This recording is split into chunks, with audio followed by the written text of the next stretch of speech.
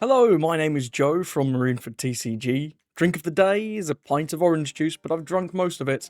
And today I'm back with another episode of the original show, Let's Argue, where I take your hot takes, your unpopular opinions, and I respond to the best of them. This episode on Let's Argue, I asked you in the community tab a few days back, what's your favourite card? Could be anything, any card, any leader, character, events even. And could be for a variety of reasons. You like the art, you like the character, you love the effect, it goes in your favourite deck, whatever it may be. And these aren't all going to be good cards, of course, they're just our favourite cards. So I'll go first. My favourite card that I put on this post was the 5-cost Tashigi. I love how well it synergizes with the Smoker's leader effect, allowing you to play it on 5 and not use the leader effect to just remove it 4, which is in theory the biggest thing your opponent can have played, or on 6, if you play Tashigi, you can then use the leader effect in the middle of her 2 effects to get that extra 1 reduction so that on 6 you can remove a 5, which is again on curve removal. I love that it lets you use the smoker buff in between the 2 effects, and I also thought it was pretty cool to see people including this in loot sheet at a time, just because it said trash. And of course, you guys know I'm a big Marines fan, and I wasn't the only one who thought this. Grim Gaming and Barvios also agree with me that they really like the Tashigi, so pleased to say I'm not alone. Now jumping into you guys' favourite cards. First up, we've got DJ Tengen here, who said the Nico Olvia regional art completely stunned them when it was first revealed, and they just love looking at the art. So I completely agree. As you can see here, the artwork on this one is brilliant, really reminiscent of that O'Hara flashback from the show. And I also love the little Easter egg that the artist on this one is Nico Teen. So even the artist is a member of the Nico family. That's pretty cool. Definitely a big fan of this one. Definitely agree with DJ Tengen on this one. The art is so good. I wish Robin was just a little bit better, because I'd love to play the deck more. The Banish is super fun, but hey, more buffs coming soon. Fingers crossed. Next up, we got this take from Bopper Mooch, who said that they love the Laboon alt art. They've all played set for their Blackbeard deck, but they can't let it go, even though Laboon is not very common in Blackbeard anymore. I completely agree that this is one of my favourite alt arts as well, for sure. Sao Sao, of course, a very popular artist, very well known for their work.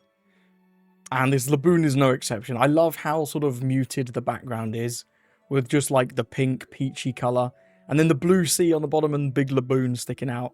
And of course the brook standing there is a lovely touch. I used to have one of these, I sold it, and I need to get one back once the price goes down a little bit. Because it is a stunning card. Really, really good take from Boppermooch. Next up, we had a few different people that said that the 10-cost Nico was one of their favourite cards. And the effect is so unique, giving you that extra turn. It's crazy. I've actually got the wanted one on the wall behind my head. Yeah, I do love this card. It's very unique and very on flavour, right? You minus all your Don, get rid of all your guys.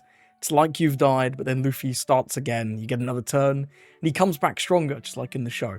Really cool card. Shame it's been kind of overshadowed a little bit by the 6-cost Secret Luffy, the Gear 2 one from EB. But still very unique and can still catch your opponents off guard, no doubt. Ramping up to that in decks like Purple Black Luffy is incredibly fun. Hopefully we'll see some more success for Nika in the future. But for now, it is certainly one of the most unique cards with a very, very cool effect. Next up, we got this take from Uno Hana Enthusiast, who said that they really like the Purple Katakuri leader. The way that the developers have managed to weave his observation haki into the card, letting you look at what your opponent's next draws are before they even have the knowledge, really does tie in with Katakuri's abilities in the lore, where he's got such strong observation haki, he knows what's going to happen before it even does. And I agree, I hope this leader gets a little bit more support in the future.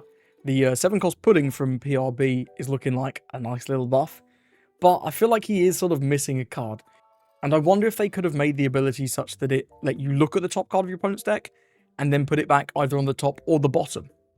So if it was something really good, you could get rid of it, but then you would lose the ability to use your effects like the Perospero, because you wouldn't know what card was on top of their deck again.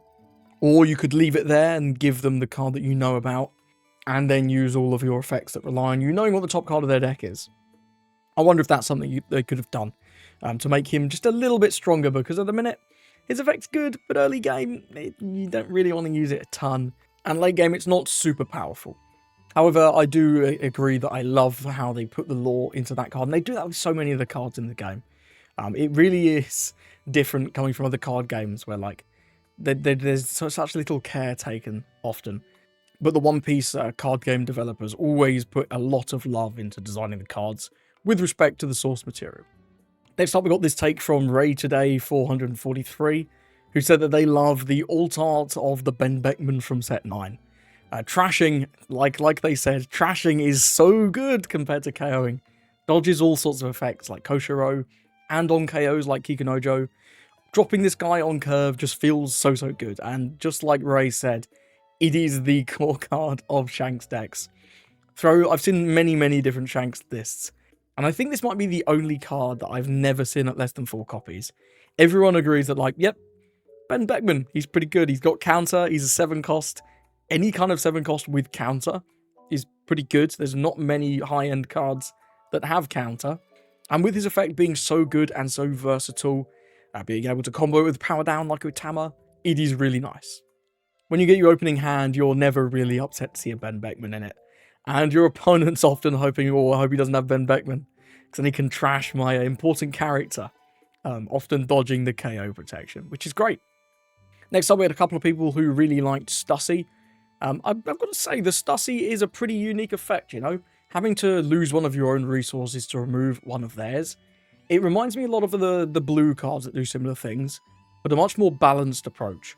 Cards like Jozu and the 4-cost Law, that were very popular in Doflamingo, just gave you double advantage. Like, you got to reuse your Searcher, and then get rid of their guy. Well, Stussy can get rid of anything, so obviously has a much higher power ceiling than cards like Jozu, and does KO it, but at least it forces you to lose something. Like, if you've got a Searcher, great, you can just ditch the Searcher. But if your opponent's dealt with your Searchers, or you just haven't played any that game, sometimes Stussy has a pretty big opportunity cost, in that she's getting rid of one of your important pieces to remove your opponent's piece. So it can be a bit of a dilemma on whether or not to use it if you don't have those Searchers down. Also, the SP on this one, man. Woo, the playing card style SP is my favourite. And this Stussy is probably my favourite of the bunch. I'm so glad I got one of these before the price went boom up to the moon. It's crazy now, crazy expensive. I got mine for around £37, which was a steal. Shout out Stussy. And looks like she's going to be really good in set 13. So that's pretty exciting for all the Stussy enjoyers. We had a few people who suggested the 7-cost Newgate from the starter deck, especially the SP art. And yeah, this SP is one of the best ones out there. Even though this card isn't terribly played right now, the price is still sky high, and that always tells you something about the art. Newgate, pretty popular character, but the art of him with the whole gang, having beers with the boys, hey. Sometimes just looking at the characters being so happy in good times, it's much more enjoyable than some of the artwork where like the characters are really sad and dying or whatever. Just beers with the boys on the boat, it's what Newgate always wanted. He just wanted his family, and this card really does capture that essence of Newgate having finally found his family, which I think is really cool. Also, really cool how this synergizes with a bunch of different decks, especially Marco. Even though this was printed in a Newgate starter deck, like Red Newgate, how perfectly this works with the Marco's leader effect is really cool. Also seeing great success in Shanks, of course, but that synergy with the Marco, really good card design. Next up, we've got one I disagree with. Choi Wolf from Mero said that they think You're the One Who Should Disappear is their favourite card. They love the trigger. I don't love the trigger. I've played against too many yellow decks, and not even just Enel. Like, Enel, you expect it. It's when you're playing against like a Katakuri or a Kid or something like that, and you're like, we can go for lethal here. They don't run beige, they've got like 1 or 2 0 costs, and they get the trigger, and it's clearly what it was designed to do, but I don't really like the design of a 0 cost event that you're just running to increase, like, to reduce the brickiness of your deck. Having such a game-winning trigger, I don't know. I'm not a fan of this one, Choi Wolf, but I suppose that's probably the reaction you're looking for from most of your opponents, I suppose. So, hey, it is what it is. But no, I don't like You're the One Who Should Disappear. I wish it had just anything else as a trigger. Anything else. Next up, Alison Davies said that they really like the 8-cost Gecko Moria. Well, I'm sorry that card got banned, and I do actually agree. I really liked Moria as a deck. More so than Lucci and Saka. Moria just, similarly to how it seemed to do for Allison, it really spoke to me. Getting to resummon and reuse all your guys, having great control over what you brought back with the Moria's leader effect and the 8-cost Moria's effect was so good. And I wish they printed that 6-cost Moria that they're printing in PRBO2 just a little earlier, because it feels like their deck's kind of been power crap now. There's been such little support for the leader. We've had like the Ryuma with the double attack and like a couple of bad Peronas, but it really feels like the deck needs proper support again, because that 6-cost Moria is really good design. Lets you use your leader effect and play it on your 8-on turn, which is brilliant. But I can't help feeling like it's a little bit too little too late for Moria. But fingers crossed, you never know. OP14 is coming next year, and it is Warlords themed, so hopefully the black cards could well be Thriller Bark support for not just Moria, but for Perona as well. That'd be really cool. Next up, Crocodile Wani said that they think... Crocodile Wani said that Okama Way is their favourite card. And it is such a unique card. And there's nothing else really like that lets you divert an attack into whatever you want. And the way that Purple Yellow Croc especially can use this card to get some really annoying on-KOs. Things like Hikunojo, things like Basil Hawkins. Even just diverting it into like a big body so that the attack fails, turning your massive dude into a blocker for just one don. Feels really good. Purple Yellow Crocodile as a deck doesn't feel pretty good. It feels kind of like balls. But I really do hope we get a new sort of purple Baroque Works leader. Again, maybe in OP14 when we get the Warlord stuff coming out. A new purple Baroque Works leader. Presumably it would be Crocodile. Would be really cool. There's a lot of interesting cards in the Purple Baroque Works archetype that just don't have a home, because Blue Purple Croc is awful, and Purple Yellow Croc just feels really outdated at this point. It's just like a stall deck, but kind of worse than Enel. But it has some really interesting tricks, and I hope we get a more powerful leader that can take advantage of them really soon. Next up, Sumtam said that Kikunojo is their favourite card. Brilliant trigger, brilliant effect. And yes, I've played this in so many yellow decks over the years since this came out.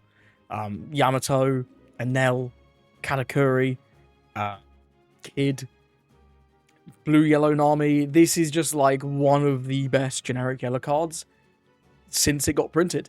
4/6 a great stat line. Your opponent doesn't want to deal with it. The trigger is really annoying. Whenever the Nami players do that like Hiyori right at the start, you're like, ooh, it could be Kikunojo.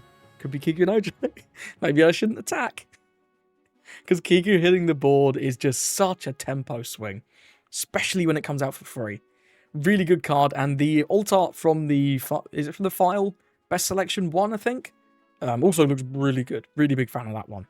And I do imagine that no matter how the format changes over the next year until Kikunojo rotates, I think Kikunojo will continue to see a great deal of play in yellow decks as just one of the best trigger bodies that you're not that upset to just play as a 4/6. Next up, Uchi said that Nico Robin Leader is their favourite card. Moving on from Nico Olvia earlier on in the show to Nico Robin Leader now. And I agree, I think Banish on a Leader is much, much cooler. The fact that your opponent just doesn't want to take those little 5s and 6s that you swing in the early game means that they've got so many fewer resources throughout the course of the game. And combining that to ramping to big like life trash cards like the 6-cost Robin or even 8-cost Kid, it just feels like you're suffocating your opponent, taking away their cards with your Banish Leader, taking away their life with trash effects. It does feel really, really cool. I wish the leader was a little bit more powerful. The fact that you have to trash cards to ramp is such a big condition, because you're obviously starving out your opponent with the Banish. But you're also sort of starving yourself if you want to use Robin's ramp effect. I wish there was some other condition. I mean, comparing to Pudding, right? Of course, Pudding doesn't have Banish. But the fact that her ramp is essentially free, and Robin's cost you a card? It kind of sucks. Maybe if the Don came in active so you could do something with it, that'd be kind of cool. But either way, I think this leader, obviously because she's so generic, any purple or yellow card, you can always consider going Robin. And with any luck, you never know, maybe when that Warlord set comes out and we get the Crocodile leader, if it is purple, maybe some of those cards will include Nico Robin as a leader target. She was in the Baroque Works after all, so you never know. Next up, Ball and Time said that they love 10-cost Enel, and I can't agree more. This card does make you feel incredibly strong when you play it. knowing that you're getting that heal immediately, and a 12k rush, no doubt. But the fact that if your opponent can't deal with that, suddenly you have an onboard heal every single turn. There's not many other effects like that. I think the only other card that gives you onboard healing is some of the older yellow leaders, right? Blue Yellow Queen, I think, heals. And Black Yellow Linlin might. I'm not sure on that one. It's been a while since I've read Black Yellow Linlin. But in terms of characters, I do believe the 10-cost Enel is the only one that can just give you free heals every turn. What a time to be alive. The fact that, especially in the Enel leader, you can then like happily just go to 0 through your leader effect, and then play like a Yamato or an Ace, and still attack with Enel, and get 2 heals on the next turn to go back to 2. It's insane. Absolutely insane card. I will say I disagree with the second part. I actually kind of like the alt art more. Both are great. You got the sort of basketball Enel in the regular art, then you got the DJ Enel in the alt arts. I do kind of like both. I think I do prefer the alt. The texturing goes hard on that one. But yeah, and if we get a new Enel leader or another Sky Island leader in the future, I know people have tried it in Calgara. It just doesn't really work with that leader that well. But in the future, the fact that it's just locked to Sky Island and not specifically Enel does leave the door open for that card to be playable in more leaders going forwards, which is really cool. Next up, we had a couple of people, including Dragon the King, who said that they love the 9-cost Zoro. And this is one of the most thematic cards possibly in the game. The fact that he gets to swing 3 times, obviously Zoro famous for his 3-sword style. And honestly, all the arts of this look great. The regular art, he's got the swords, looks really good. In the alt art, he's so menacing. And in the anniversary art, the texturing on the foil, the gold foil, looks super clean too. So I think my favourite would be the alt art. Let me know what you think in the comments. I think my favourite Zoro art is the alt. But all of them look really good. And this card just sort of, you're putting your boat down, you're saying, I'm going to swing 3 times for a massive number next turn. You've got to either remove this guy now, or you're in trouble.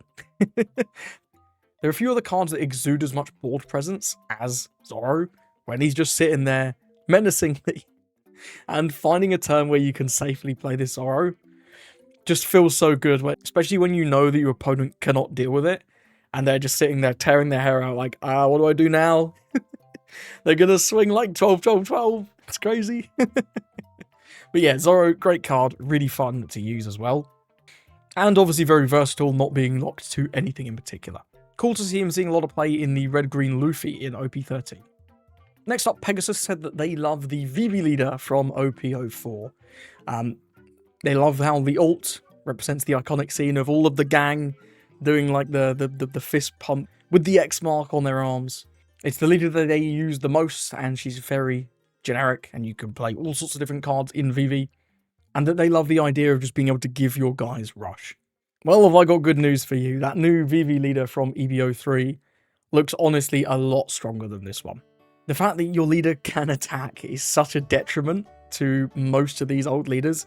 I mean, look at like Rebecca. Great effect. Held back so much by that limitation. Iceberg too. And Vegapunk not so much. They did a pretty good job with Vegapunk. But for Vivi as well, just not being able to attack is such a shame. And now that we're getting a new Vivi, I think that's really exciting. And the cards that they're printing for her actually look good. The old Alabaster cards are so miserable, man. They are just, there's some of the, it's got to be one of the worst supported archetypes in the game. Pretty much every card in that archetype is useless, which is a real shame. Because like you say, the leader's so cool, giving all your guys rush. It's brilliant, and Vivi's a really cool character. She's very, very popular. That's why the alt art has quite a lot of value despite seeing no play. So I'm really hopeful that we get more cards in EBO3 to support that new Vivi leader, because I think the ability is still very, very strong, and the fact that you can actually attack with her means if you don't want to give something rush, great, you can actually just attack. What a time to be alive. And last up, a bit of a wacky pick. No Thanks 514 said that they really like the OP06 Holy Jones leader. It was the first thing they built and saw a surprising amount of success at the start of OP11 at their locals.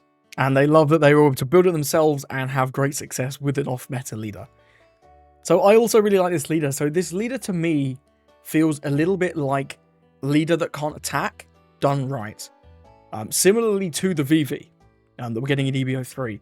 So Holy Jones obviously can attack, If you want to use the effects of the really powerful new Fisherman Pirates cards, well, really powerful in inverted commas, perhaps, you have to rest your leader. So then your leader can't attack, but you negate the effect of taking all your life from the new Fisherman Pirates. And in that way, you've got a bit more versatility. You get a bit of value out of not attacking, in that you obviously dodge the negative effects, and also you get to rest a Don or a 3 cost, and resting that Don, like No Thanks said, did really catch people off guard when everyone was just reliant on Gum Gum Giant. Resting that Don was very, very underrated and sometimes overlooked. And then, of course, you got some really powerful effects, like the Dosun, who then just couldn't be removed in battle, the Daruma, who got to attack twice, spamming the board with Ikaros Much, and of course, Hody Jones himself. Getting to play that card and not having to take a life felt insane. The power level of that card is ridiculous. And when you don't have to take the life, very, very good. And like I said earlier with the Vivi discussion, the Vivi does feel like the next in the line of can't attack leaders that actually can attack. But when they don't attack, they get a different sort of effect, a different way to play, so to say. So I do really like the design of Hody Jones. I'm a bit disappointed he didn't get a couple more new Fisherman Pirates. They printed him like one of each guy and were like, that'll do. He never needs support again. Don't worry that he's one of the worst leaders in the game. Probably like bottom quarter, maybe slightly above that. But yeah, it would be really, really cool to see some more Hody Jones support in the future. So thank you for watching. If you didn't participate in the community post, let me know in the comments below what's your favourite card and why. I do read all the comments and do respond to a good amount of them. And if you love or hate anyone's takes in this video on what their favourite card is, let us know again in the comments. Probably going to aim to make this sort of series maybe once monthly to get a bit of community interaction. It's always fun seeing what other people's opinions are. It feels like every card has its lovers, even some of the weirder ones like the Hody Jones leader. There were some other comments that I didn't cover in the video. Someone said Mozambia. I had to look up what that card even was. And there are a couple of other really wacky ones in the post, which you love to see. The vast majority of the cards that they design are either cool, like artwork-wise, effect-wise, lore-wise, and everyone has a favourite, and it's really interesting to see how different those favourites can be. But thank you for watching, and I hope you have a lovely rest of your day.